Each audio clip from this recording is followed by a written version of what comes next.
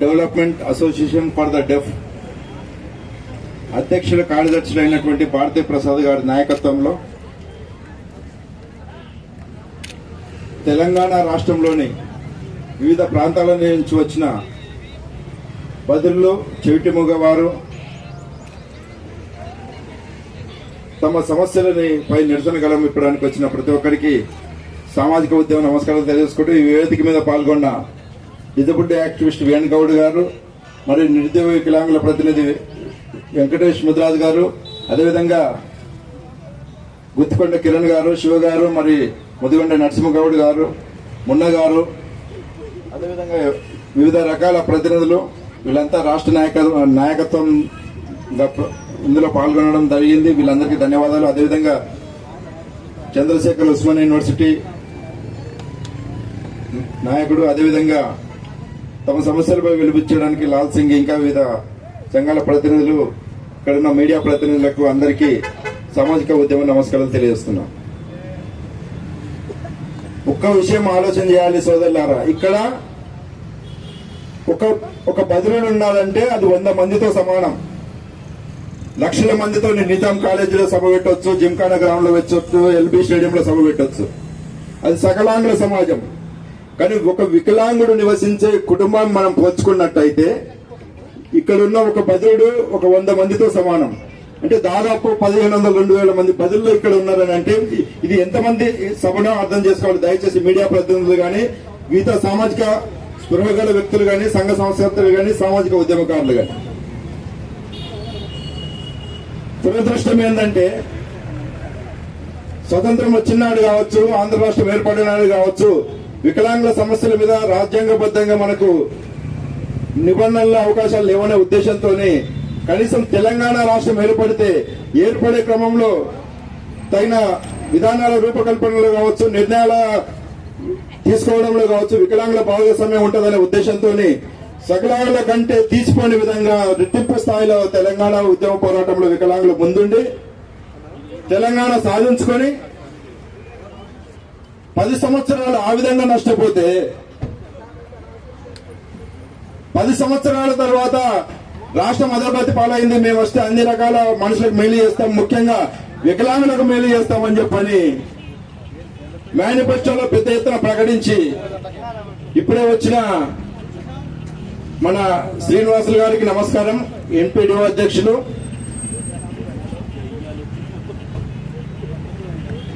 సీనన్న కూడా పొద్దున్న లేస్తే వికలాంగుల హక్కులపై, అవకాశాలపై విరిగా ప్రచారం చేసి సమాజంలో ఉన్న ప్రతి వ్యక్తిని మేల్కొల్పుతున్న విషయం మనం గమనిస్తున్నాము. వారికి ప్రత్యేకంగా ధన్యవాదాలు తెలియజేస్తున్నాను ఈ వేదిక తరఫున. సోదరులారా, సకలాంగులు ఉద్యమాలు చేయడం వేరు, రాజకీయ పక్షాలు ఉద్యమాలు చేయడం వేరు, ప్రజా సంఘాలు ఉద్యమాలు చేయడం వేరు. వికలాంగులు అయ్యుండి వికలాంగుల కొరకు రోడ్డు ఎక్కే పరిస్థితి వచ్చిందంటే దయచేసి ఆలోచన చేయాలా. ఇక్కడ రక్షణ కల్పించడానికి అనుమతి ఇచ్చిన పోలీసు యంత్రాంగం నుంచి మొదలెడితే సమాజంలో మనిషి అన్న ప్రతి వ్యక్తి, మానవత్వం గల ప్రతి వ్యక్తి, మానవ స్పృహ ఉందనుకున్న ప్రతి వ్యక్తి ఈ యొక్క నిరసన కార్యక్రమంపై ఆలోచన చేయాల. ముఖ్యంగా 4వ స్తంభమైన పత్రికా రంగం కావచ్చు, ఎలక్ట్రానిక్ ప్రింట్ మీడియా. వేల మంది, లక్షల మంది సభలు చూసి ఉంటారు మీరు. వాళ్ళు ఎవరో తీసుకొస్తూ వస్తుంటారు, ఏదో ఇస్తూ వస్తుంటారు, ఏదో తినిపిస్తూ వస్తుంటారు, ఏదో తాగిపిస్తూ వస్తుంటారు. కానీ ఉదయం లేస్తే రాత్రి వరకు ప్రతి సందర్భంలో వివక్షత, ప్రతి సందర్భంలో అనేదొక్కబడడం. సమాజంలో ఒకనాడు మన గౌరవ అంబేద్కర్ రాజ్యాంగ నిర్మాత దళితులనో, అంటరాని వారనో, మరో చేతనో రాజ్యాంగబద్ధంగా 50 ఏళ్ల కింద రిజర్వేషన్ ఇచ్చిన సందర్భం ఉంది. దాదాపు స్వతంత్రం వచ్చి మనకు 80 ఏళ్ళు అవుతుంది.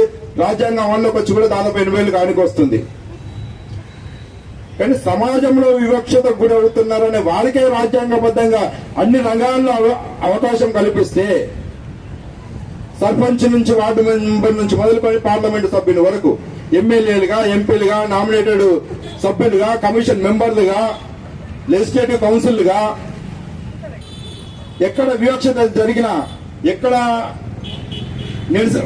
అన్యాయం జరిగినా అనుక్షణం స్పందించే అన్ని రకాల కార్యనిర్వాహక యంత్రాంగము, రాజకీయ నాయకులు న్యాయబద్ధంగా అన్ని రకాలుగా రిజర్వేషన్ల వారే ఇంకా నిరసన గురవుతుందని రాజ్యాంగబద్ధంగా ఇంకా అవకాశాలు కావాలని పోరాడుతున్న ఈ సందర్భంలో పొద్దున్న లేస్తే ఇంటి నుంచి మొదలు పెడితే సమాజం వరకు, కన్న తల్లిదండ్రుల నుంచి మొదలు పెడితే తోడబుట్టిన అన్నదమ్ముల వరకు కావచ్చు, వివాహం అయితే జీవిత భాగస్వామికి కావచ్చు, పుడితే కన్న పిల్లలే కావచ్చు, ఇన్ని రకాలుగా కుటుంబానికి భారమై అదేవిధంగా సమాజంలో చేసుకోవడానికి పని దొరికితే అక్కడ వివక్షత, మీరేం చేస్తారులే అని.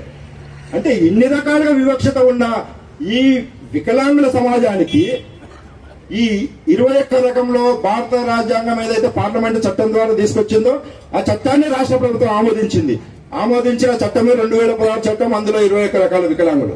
ఆ 21 రకాల వికలాంగుల్లో ఈ బదులు మూగవారు చెవిటివారు ఉన్న ఈ వికలాంగుల వర్గానికి ఇన్ని రకాల సమస్యలు ఉన్నాయి అని అన్నప్పుడు సమాజం ఏ విధంగా స్పందించాలి?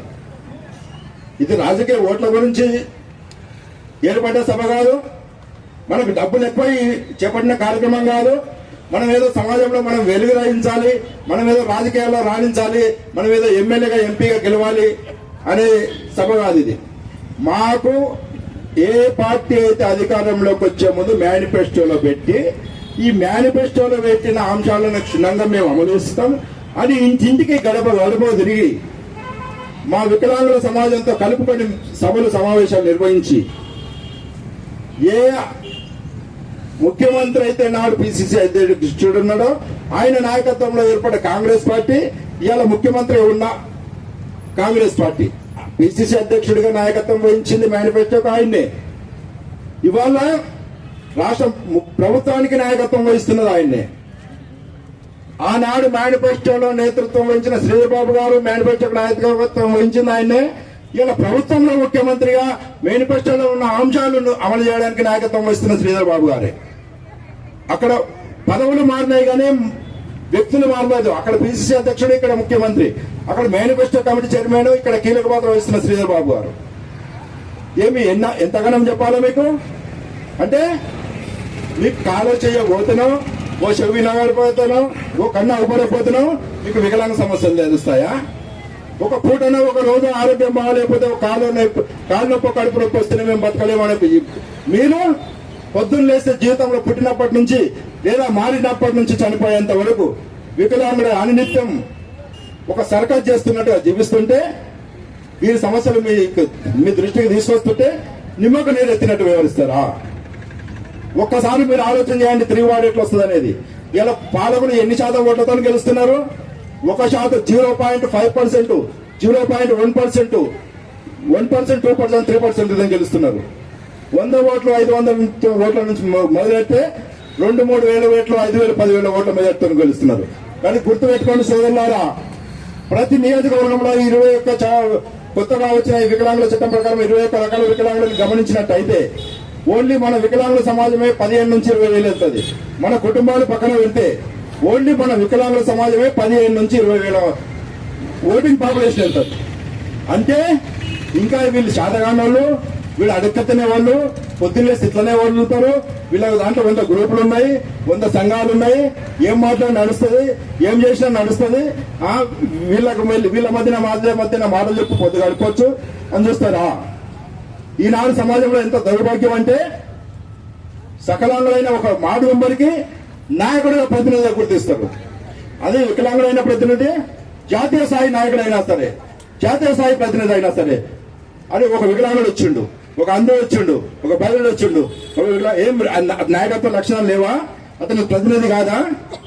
ఒక స్టీఫెన్ హాకింగ్, ఒక హెలెన్ కిల్లర్, ఒక లూయి బ్రేల్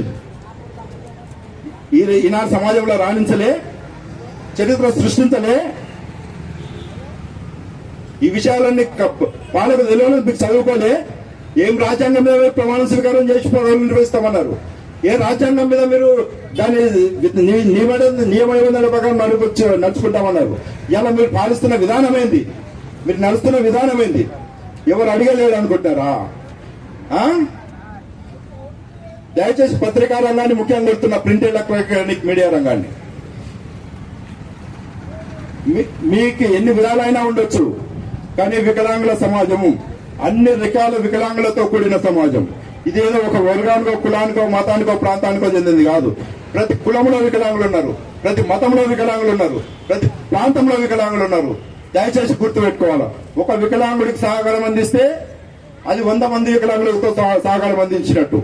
వికలాంగుల విఘ్నత, వికలాంగుల నైతికత, వికలాంగుల మేధస్సు అది ఒకసారి వాడుకున్నట్టయితే ఒక స్టీఫెన్ హాకింగ్, ఎలన్ కిల్లర్ ఇవాళ ఏ స్థాయిలో రాణించారో ప్రతి వికలాంగులు ఇవాళ ఆ స్థాయిలో రాణిస్తారు.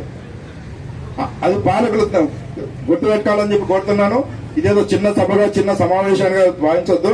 ముఖ్యంగా ఈనాడు భారతీ ప్రసాద్ గారు ఏ ఉద్దేశంతోనైతే ఇంత ఇక్కడికి పిలిపించారో ఆ ఉద్దేశం నెరవేరేంత వరకు మీరెవ్వరు కూడా వెనుకడుగు వేయొద్దు, ఎక్కడ కూడా నిర్లక్ష్యం ప్రదర్శించొద్దు. మన పట్టుదల ఏందో మనకు తెలుసు. పాలకుల మెడలు వంచేంత వరకు పాలకులకు మన మాటలు నచ్చవు. వాళ్ళు పొడుచుకున్నా నడుస్తుంది, వాళ్ళు ఏం బండబూతులు తిట్టుకున్నా నడుస్తుంది. కానీ వికలాంగులు మాట్లాడితే మాత్రం వాళ్ళకి నచ్చదు. అక్కడ కూడా వివక్షతే. దయచేసి గమనించాలి.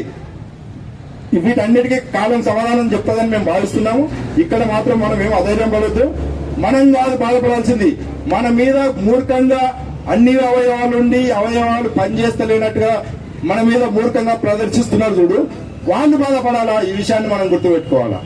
ఆ విషయాన్ని మనం గుర్తుపెట్టుకొని మనం ఏమాత్రం మన ధైర్యం కోల్పోకుండా, మన చిత్తం కోల్పోకుండా ప్రభుత్వంతోనే రాజ్యాంగబద్ధంగా, న్యాయబద్ధంగా, ప్రజాస్వామ్యబద్ధంగా ఏ విధంగా అయితే మనం ఆ ఫలితాలు సాధించుకోవాలనో, మన డిమాండ్లు సాధించుకున్నాం. ఇందాక సోదరులు నరసింహ గారు చెప్పినట్టు రేపు పొద్దుగాల జిహెచ్ఎంసీలో కార్పొరేటర్లకు వస్తారు ఎలక్షన్లకు. కార్పొరేటర్ ఎలక్షన్ అంటే ఎట్లుంటాయి? 100 ఓట్ల తేడా, 200 ఓట్ల తేడా, 2-3 వేల ఓట్ల తేడా ఉంటది. ఏమనుకుంటారు మీరు? 2000 ఇస్తే ఓటు వేయించుకుంటాం, 5000 ఇస్తే ఓటు వేయించుకుంటామో తెలుసా? మీకు ఒక విషయం తెలుసా? వికలాంగుల విషయానికి వస్తే 1-6 తప్ప సకలాంగ సమాజం ఓట్లతో డబ్బులతో నడుస్తుందేమో కానీ ఒక వికలాంగుడు ఎల్లలేకుండా నా ఓటు హక్కుందని గుర్తెరిగి మరి ఓటేసే అధికారులను చైతన్యం చేసి మరి అతను ఇబ్బంది పడి మరి వెళ్ళి ఓటేస్తారు తప్ప అతను ఏదో డబ్బుల గురించి ఆశపడడు. సభ్య సమాజంలో ఎన్నో లోటుపాట్లుంటాయి, బయటికి రావగానే వికలాంగులని అణగదొక్కడానికి, వికలాంగులని బ్లేమ్ చేయడానికి, వికలాంగులు డబ్బులు తింటారనో, వికలాంగులు డబ్బులు తీసుకుంటారనో, ఎవరైతే వికలాంగులు మంచివారాదనో ఈ విధంగా బదనాం చేస్తుంటారు. వీటిని కూడా మనం లిబరల్ గా మన విశాల హృదయంతో మనం అర్థం చేసుకొని మనలో ఉన్న ఐక్యతను మరింత పెంపొందించుకొని రాబోయే రోజులలో ఏ ఒక్కరు కూడా ఇక్కడికి వచ్చిన ఏ ఒక్కరు కూడా ఎటువంటి సందర్భంలో కూడా వెనుకడుగు వేయకుండా ఏ రాత్రి అయినా ఏ పగలైనా మన డెవలప్మెంట్ అసోసియేషన్ ఫర్ ద డెఫ్ నుంచి ఎలాంటి పిలుపు వచ్చినా తక్షణమే స్పందించి మన సమస్యలు సాధించే వరకు ప్రతి ఒక్కరూ కట్టుబడి నిబద్ధత ఉండాలని, అలా ఉంటారని నేను కోరుకుంటూ ఈ కార్యక్రమం విజయవంతం కావాలని వాళ్ళు నమ్మే భగవంతుని నేను కూడా కోరుకుంటూ సెలవు తీసుకున్నాను. ధన్యవాదాలు. ఇప్పుడు ఉస్మానియా యూనివర్సిటీ విద్యార్థి నాయకుడు జర్నలిస్ట్ కిరణ్ తో మళ్ళీ మాట్లాడుతుంది. కిరణ్ పవర్ చంద్రశేఖర్ ని మాట్లాడవలసిందిగా కోరుతున్నాను.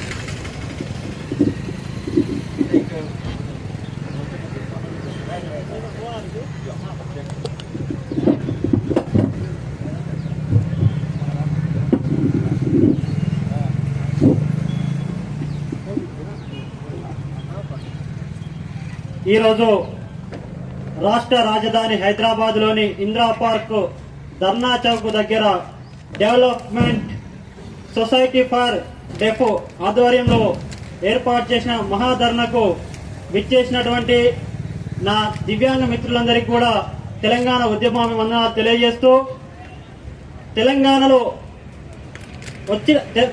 వచ్చి దాదాపు 11-12 సంవత్సరాలు అవుతా ఉంది. తెలంగాణ వచ్చిన తర్వాత ఇప్పటి వరకు కూడా దివ్యాంగులను చాలా చిన్న చూపుగా చూసినటువంటి వైఖరి, గతంలో అధికారంలో ఉన్నటువంటి బీఆర్ఎస్ ప్రభుత్వాన్ని గద్దరించినాం. ఏ ఒక్క అంతర్జాతీయ ప్రపంచ దివ్యాంగుల దినోత్సవానికి ఏనాడు కూడా అప్పటి మాజీ ముఖ్యమంత్రి వారు రాలేదు. కాబట్టి వికలాంగుల మంత్రాలను ఏకమయ్యి ఈరోజు ఆ ప్రభుత్వాన్ని గద్దరించి కొత్త ప్రభుత్వానికి కొత్త పార్టీకి అవకాశం ఇచ్చినాం. ప్రజాప్రభుత్వము ప్రజాపాలన అని చెప్పినటువంటి కాంగ్రెస్ పార్టీ అప్పటి పిసిసి అధ్యక్షులు ఇప్పటి తెలంగాణ ముఖ్యమంత్రి వర్యులు రేవంత్ రెడ్డి గారు చెప్పిన మాట ఏంటంటే, మేనిఫెస్టో అంశంలో 29వ అంశం వికలాంగులకు ఆర్టీసీలో ఉచిత బస్సు సౌకర్యం కల్పిస్తాడు, కల్పించలేదు. అదేవిధంగా 4016ను 6016 చేస్తాడు, అది చేయలేదు. మేము అధికారంలోకి వచ్చిన తర్వాత మొదటి నెలనే 2023 డిసెంబర్ 9న ప్రమాణ స్వీకారం చేస్తే 2024 జనవరి 5వ తారీఖు లోపు మీకు 6016 పెన్షన్ పడతా అని చెప్పినటువంటి ముఖ్యమంత్రి రేవంత్ రెడ్డి గారికి నేను ఇందిరాబాద్ ధర్నా చౌక్ వేదిక ద్వారా హెచ్చరిస్తా ఉన్నా. రేవంత్ రెడ్డి గారు, మీరు తక్షణమే 2000 రూపాయల బకాయి చొప్పున 48,000 ప్లస్ 6,000 కలిపి 54,000 రూపాయలు వచ్చే నెల ఫిబ్రవరి 5వ తారీఖు వరకు ప్రతి ఒక్క దివ్యాంగుడి అకౌంట్ లో జమ చేయాలని చెప్పేసి ఇందిరాబాద్ ధర్నా చౌక్ వేదిక ద్వారా డిమాండ్ చేస్తా ఉన్నాను.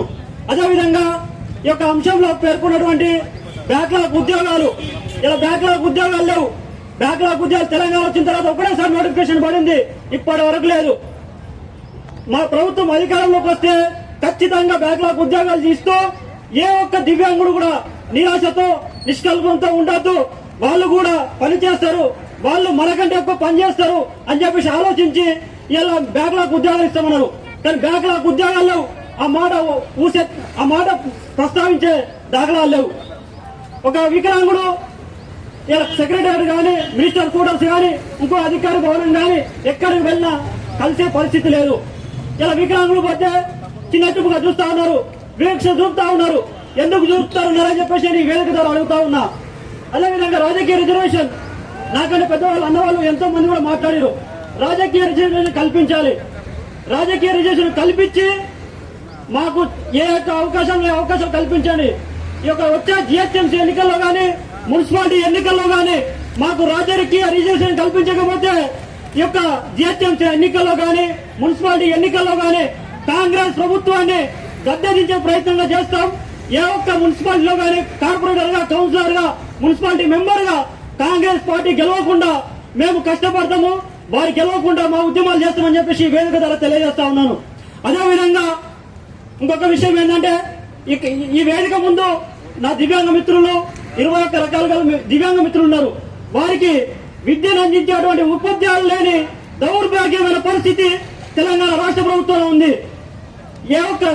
భారతదేశంలో సుప్రీంకోర్టు జడ్జిమెంట్ ప్రకారం Rajnish Kumar versus union of India judgment ప్రకారం ప్రతి ఒక్క స్కూల్లో, ప్రైమరీ స్కూల్ అండ్ హై స్కూల్లో స్పెషల్ ఎడ్యుకేషన్ టీచర్ ఉండాలి. రైట్ టు ఎడ్యుకేషన్ యాక్ట్ 2009 ప్రకారం స్పెషల్ ఎడ్యుకేషన్ టీచర్ ఉండాలి. కానీ ఇప్పటి వరకు స్పెషల్ ఎడ్యుకేషన్ సంబంధించిన డిఎస్సీ లేదు, ఏమీ లేదు. కాంగ్రెస్ పార్టీ అధికారంలోకి వచ్చిన తర్వాత మెగా డిఎస్సీలో భాగంగా 1523 పోస్టులు ఇలా డిఎస్సీ నియామకం చేస్తే అందులో 1020 పోస్టులు మాత్రమే నింపారు. అంటే ఎవరి కోసం అని చెప్పేసి మిగతా పోస్టులు ఆపారు. ఇలా దాదాపు తెలంగాణలో 2500 పైచీలకు స్పెషల్ ఎడ్యుకేషన్ పోస్టులు అవసరం ఉన్నాయి. కానీ ఫైనాన్స్ అప్రూవల్ పొందినటువంటి 1520 పోస్టులను రిలీజ్ చేస్తూ డిఎస్సీ నియామకం ఇచ్చింది. కానీ ఇక్కడ మిగిలిపోయిన పోస్టులు ఇస్తే 6200 మంది ప్రత్యేక దివ్యాంగ విద్యార్థులకు నాణ్యమైన విద్య అంతది. ఇలా తెలంగాణ రాష్ట్ర ప్రభుత్వం, తెలంగాణ కేబినెట్ మంత్రులు, తెలంగాణ ప్రజా ప్రభుత్వం ఇలా వికలాంగులను చిన్న చూపు చేస్తా ఉంది. అయ్యా రేవంత్ రెడ్డి గారు, తక్షణమే ఈ యొక్క మిగిలిపోయినటువంటి ఏదో పోస్టులు ఉన్నాయో ఆ మిగిలిపోయిన పోస్టులను డౌన్ మెరిట్ లో ఉన్నటువంటి ప్రత్యేక ఉపాధ్యాయ శిక్షణ తీసుకున్న RCI rehab council of India ద్వారా పట్టా పొందినటువంటి ప్రత్యేక ఉపాధ్యాయ శిక్షణ పొందిన అభ్యర్థికి ఈ యొక్క ఉద్యోగాలు ఇస్తూ వచ్చే అకాడమిక్ ఇయర్ 2026 జూన్ 12 వరకు మెరిట్ లిస్ట్ లో ఎవరైతే ఉన్నారో మిగిలిపోయిన పోస్టులను ప్రతి ఒక్కరికి కూడా నియమిస్తూ ప్రత్యేక దివ్యాంగ విద్యార్థి కూడా నాణ్యమైన విద్య అందించాలి. అదేవిధంగా ప్రభుత్వ పాఠశాలలో కాదు, ప్రైవేట్ పాఠశాలలో కూడా ఇలా స్పెషల్ టీచర్ ఉండాలి. ఏది మన రైట్ టు ఎడ్యుకేషన్ యాక్ట్ ప్రకారం. కానీ ఏ ఎక్కడ కూడా లేదు. వికలాంగులను చిన్న చూపు చూసిన ప్రభుత్వాలు ఇలా ఎక్కడ పోయినా గంగలో పాత్రలు కలిసినాయి. అయ్యా రేవంత్ రెడ్డి గారు, ఇప్పటికైనా మీ కళ్ళు తెరవండి. మీకు కళ్ళు లేవా, చెవులు లేవా? అనేది చూస్తా ఉన్నారు, నడవలేరు అని చెప్పేసి అంటా ఉన్నారు. కానీ మీరు తక్షణమే మీ దగ్గరికి మమ్మల్ని పిలిపించుకోవడం కాదు, మా దగ్గరికి మీరు రావాలి. మా సంఘాలు అయితే ఉన్నాయో మా సంఘాల నాయకుల దగ్గరికి ఒక దగ్గర పిలిపించుకొని మీ సమస్యలు ఏమున్నాయని చెప్పేసి మాట్లాడాలని చెప్పేసి ఇంద్రాబాద్ ధర్నా చౌక్ వేదికగా నేను తెలంగాణ రాష్ట్ర ముఖ్యమంత్రిని డిమాండ్ చేస్తా ఉన్నా. అదేవిధంగా శీతాకాల సమావేశంలో మా సమస్యల్లో ఎందుకు లేవెత్తరు, జీరోవాన లేవనెత్తరు, ఎందుకు మా సమస్యలు మీరు ఇప్పుడే ఇయనీకి పోతే మేము చూస్తామయ్యా చేస్తాము అంటారు. అంటే చూస్తాము చేస్తాం అనేది మేము ఇచ్చిన రిప్రజెంటేషన్ చూసి మా ముందే చదువుతాం, అది చేస్తామంటారు, తర్వాత చిత్తపుట్లో పడిస్తారు. దాదాపు 20 లక్షల పైనటువంటి వికలాంగ కుటుంబాలు, ఇలా పెద్ద కులం, పెద్ద సంఖ్య, పెద్ద మతం, పెద్ద జాతి ఇలా వికలాంగులను కించపరుస్తున్నటువంటి ఏ ఒక్కరిని కూడా వదిలిపెట్టము. మా వికలాంగ మంత్రి గారు కూడా చెప్తా ఉన్నా, అయ్యా అడ్లూరు లక్ష్మణ్ గారు ప్రపంచ వికలాంగ దినోత్సవం చేయాలి, మమ్మల్ని కించపరుస్తూ చూడకండి దయచేసి. అదేవిధంగా ఇప్పటి వరకు కూడా వికలాంగ దినోత్సవం చేయలేదు. అదేవిధంగా లూయిస్ బ్రెయిలీ జన్మదిన వేడుకలు కూడా తూతూ మంత్రంగా నిమ్మకు నీరెత్తినట్టు చేసిరు. ఏ జిల్లా కలెక్టర్ కార్యాలయంలో కూడా డాక్టర్ లూయిస్ బ్రెయిలీ జన్మదిన వేడుకలు చేయలేదు, ప్రపంచ ఆంధ్ర దినోత్సవం చేయలేదు, అదేవిధంగా ప్రపంచ వికలాంగ దినోత్సవం చేయలేదు. తెలంగాణ కాంగ్రెస్ పార్టీ అధికారంలో వచ్చిన తర్వాత ఇప్పటి వరకు కూడా ఏ ఒక్కసారి చేయలేదు. 2025లో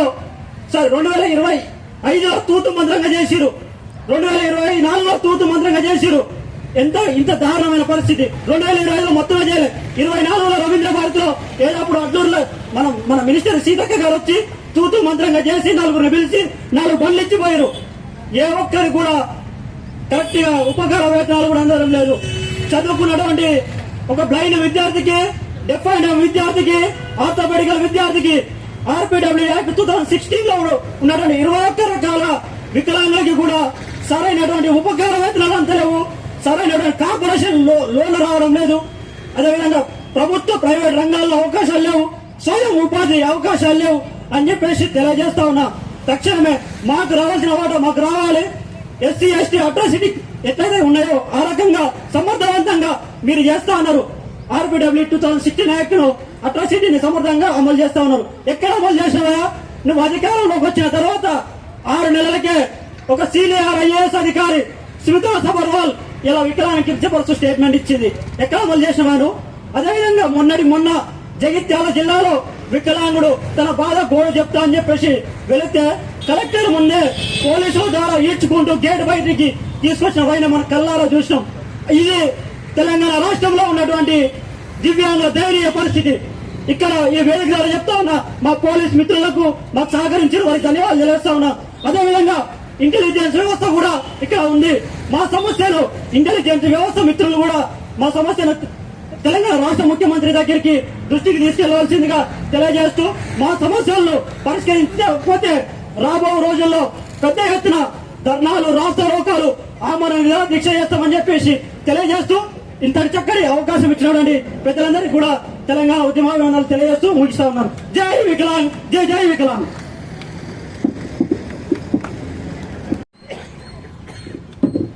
డెవలప్మెంట్ సొసైటీ ఫర్ ద డెఫ్ ఆధ్వర్యంలో ఈ రోజు మనం ఇందిరా పార్క్ సభా ప్రాంగణంలో ఈ కాంగ్రెస్ ప్రజాపాలన ఎండగట్టడానికి వాళ్ళ యొక్క నిర్లక్ష్య ధోరణి, వాళ్ళ యొక్క వివక్షత, వాళ్ళకున్న సంకల్పం ఏంటంటే ఈ రోజు మనకి ఇస్తా అన్న హామీలు ఇవ్వకుండా, అదేవిధంగా దివ్యాంగులారా మీకు మన ఐక్యత లేని వల్ల వాళ్ళకి అడ్వాంటేజ్ అవుతుంది. నేను మన డెవలప్మెంట్ సొసైటీ ఫర్ ద డెఫ్ వారిని కోరుతున్న విధంగా ఇటువంటి మహాధరణ ఒకటి ఢిల్లీలో కూడా పెట్టి, ఈ ఢిల్లీ ముఖ్యంగా మనం సెంట్రల్ గవర్నమెంట్ పైన కూడా పోరాడవలసింది ఎంతైనా ఉంది. ఈ సభను అధ్యక్షత వహించిన మన మున్నా గారికి కానీ, మన friendly environment for the special secretary Nagabhushanam అన్న కానీ, కిరణ్ అన్న కానీ, వికలాంగుల హక్కుల సాధనలో సుదీర్ఘ పోరాటం చేసిన అనుభవం ఉన్నది. ఈ అనుభవం ఆధారంగా చేసుకొని మనకి ఏ విధంగా మనకు రాజ్యాంగబద్ధంగా ఈ రాజ్యాంగం ఏమని ఉంటుందంటే ప్రజాస్వామ్యంగా, లౌకిక, సామ్యవాద పునాదుల పైన ఏర్పడిన ఈ రాజ్యాంగబద్ధంగా మనం పరిపాలించబడుతున్నప్పుడు సామ్యవాదం అంటే సోషలిస్ట్ అంటే ఏ ఒక్కరి చేతుల్లో గాని దేశ సంపద, దేశ వనరులు ఒక్కరి వద్ద కేంద్రీకృతం కావద్దు. పవర్స్ గాని, రాజకీయ హక్కులు గాని, దేశ వనరులు గాని, దేశ సంపద గాని ఒకరి చేతిలో కేంద్రీకరించకుండా ఆర్థిక వనరులు, సంపద అందరికీ సమానత్వ అవకాశాలు వచ్చే విధంగా చెప్పేదే సోషలిజం. దాన్నే సామ్యవాదం అంటాం. ఇది రాజ్యాంగ స్ఫూర్తి. అదేవిధంగా ప్రజాస్వామ్యం. ఈ ప్రజాస్వామ్యంలో మనం కూడా మన పాలు పంచుకొని, మనకు మన ఓటక్కుతోని మన ఒక పవర్ ఉపయోగించుకొని మనకు కావాల్సిన ప్రభుత్వం మనకు ఈ విధంగా మేనిఫెస్టోలో పెట్టి లేనిపోని హామీలు ఇచ్చి ఆ హామీలకి వాళ్లకు నిబద్ధత లేకుండా ప్రవర్తిస్తే వాళ్లకు బుద్ధి చెప్పాల్సిన బాధ్యత కూడా మన మీదే ఉంది అని తెలియజెప్పాలి. అదేవిధంగా మనకు ఈ రాజ్యాంగ పరంగా మనం సెంట్రల్ గవర్నమెంట్ లో, పార్లమెంట్ లో కూడా మనం పోయిన మంత్ మొత్తం మేము మన గౌరవనీయులైన మన చెరుకు నాగభూషణం అధ్యక్షుడిగా మేము 16 మంది ఎంపీలు కలవడం జరిగింది. అయ్యా, భారతదేశంలో ఇంకా 80 సంవత్సరాలు వచ్చినా, స్వాతంత్రం వచ్చినా 80 సంవత్సరాలు దాటింది, మన రాజ్యాంగం ఇంప్లిమెంట్ లోకి వచ్చిన రాజ్యాంగంలో దివ్యాంగులు అనే పదం లేకుండా పోయింది. అలా పోవడం వల్ల వాళ్ళకి అకౌంటబిలిటీ లేదు. వాళ్ళకి కావాల్సిన మన రాజ్యాంగంలో మనకు చోటు లేకపోవడం వల్ల ప్రభుత్వాలు కూడా నిర్లక్ష్య వ్యవహరిస్తుంది. ఈ నిర్లక్ష్య ధోరణిని మనం అరికట్టాలంటే రాజ్యాంగంలో మనకు ఒక షెడ్యూల్ గాని, ఒక భాగం గాని, ఒక ప్రాథమిక హక్కులు చేర్చుకొని, అదేవిధంగా మన మీద ఎన్నో దాడులు, ఎన్నో అట్రాసిటీ కేసులు జరుగుతున్నవి. దానికి ఒక అకౌంటబిలిటీ లేదు, దానికి ఒక జవాబుదారీతనం లేదు. ఈ అట్రాసిటీ కేసులు మనకు ఎస్సీ ఎస్టీతో సమానంగా ఏ విధమైన అట్రాసిటీ యాక్ట్ ఉందో మనకు కూడా అట్రాసిటీ యాక్ట్ అండ్ పీడబ్ల్యూడి అని ఒక చట్టం కొత్తగా తేవాల్సిన బాధ్యత సెంట్రల్ గవర్నమెంట్ మీద ఉంది. అదేవిధంగా మనకు తెలుసు, రాజ్యాంగంలోని 7th షెడ్యూల్లో డివిజన్ ఆఫ్ పవర్స్ అని ఉంటది. ఈ డివిజన్ ఆఫ్ పవర్స్ లో state list, central list, concurrent list అని ఉంటది. మన దివ్యాంగులు అనే పేరు ఉండకుండా ఓన్లీ హ్యాండిక్యాప్ అని స్టేట్ లిస్ట్ లో ఉంది. అంటే స్టేట్ లిస్ట్ లో ఏమని ఉందంటే ఓన్లీ రిహాబిలిటేషన్ ఆఫ్ హ్యాండిక్యాప్ అని ఉంది. మనం దీని మీద మనం పోరాడి ఇది స్టేట్ లిస్ట్ కాకుండా కంకరెంట్ లో పెట్టి వికలాంగుల సంక్షేమం చూడడానికి ఓన్లీ సెంట్రల్ గవర్నమెంట్ బాధ్యత కాదు, రాష్ట్ర గవర్నమెంట్ బాధ్యత కూడా ఉంది. దీన్ని ఉమ్మడి బాధ్యతగా సెంట్రల్ గవర్నమెంట్, రాష్ట్ర గవర్నమెంట్ ఉమ్మడిగా ఈ మన అభ్యున్నతికి, దివ్యాంగుల అభ్యున్నతికి, అభివృద్ధి కొరకి పాలసీలు చేయడానికి వాళ్ళ యొక్క కర్తవ్యం ఉంది. దీని మీద మనం ఇంకా పోరాడవలసి ఉంది. అదేవిధంగా ఈ సభాపంగంగా కాంగ్రెస్ ప్రభుత్వానికి తెలియనిదేమనగా మాకు ఈ జిహెచ్ఎంసీ ఎలక్షన్ కోడ్ రాకముందే మాకు ఇంటర్నేషనల్ డిజేబుల్ డే ఘనంగా నిర్వహించి మీరు ఇచ్చిన హామీలకు మీరు చిత్తశుద్ధి ఉందో లేదో నిరూపించుకోవాలి. అదేవిధంగా మాకు రాజకీయ రిజర్వేషన్ కల్పించాలి. అదేవిధంగా ఈ జిహెచ్ఎంసీ ఎలక్షన్ ఎన్నికలకు రాకముందుకే మీరు ఈ జిహెచ్ఎంసీ లో మాకు ఎక్స్క్లూజివ్ గా వికలాంగుల కాలనీలు కూడా ఏర్పరచాలని ఈ సభాముఖంగా తెలియజేసుకుంటున్నాను. అదేవిధంగా ఈ రోజు ఇంత చక్కగా మహాధర్నా నిర్వహించినందుకు ప్రసాద్ సార్కి, భారతి మేడం కి ధన్యవాదాలు. నాకు ఈ అవకాశం ఇచ్చిన మీ అందరికీ కూడా ధన్యవాదాలు.